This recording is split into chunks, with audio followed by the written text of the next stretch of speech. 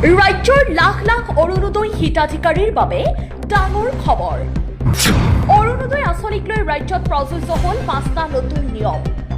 5টা নিয়ম মানিলেহে লাভ কৰিব অৰুণোদয় আঁচনিৰ ধন। 9,000 টকা পৰ্যন্ত লাভ কৰিব অৰুণোদয় আঁচনিৰ হিতাধিকাৰীসকলে।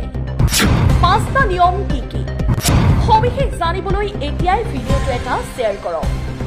নিয়ম 5টা হ'ল: নম্বৰ 1, পৰিয়ালৰ সকলো সদস্যৰ আধাৰ সংযোগ বাধ্যতামূলক।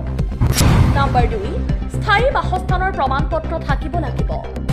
নম্বৰ 3, বেংক একাউণ্টত ডিবিটি লিংক থাকিব লাগিব। নম্বৰ 4, পৰিয়ালত কোনো চৰকাৰী চাকৰিয়াল থাকিব নালাগিব। নম্বৰ 5, সকলো নথিপত্ৰ আপডেট হৈ থাকিব লাগিব। আজিৰে পৰা প্ৰযোজ্য এই নতুন নিয়ম। এই 5টা নিয়মত যদি আপুনি নাই তেন্তে এতিয়াই এইবোৰ কাম কৰি ৰাখক। অৰুণোদয় আঁচনিৰ বাবে নতুনকৈ আবেদন কৰিব বিচৰাসকলে কমেণ্ট কৰক, লগতে ভিডিঅ'টো এটা শ্বেয়াৰ কৰক। ধন্যবাদ।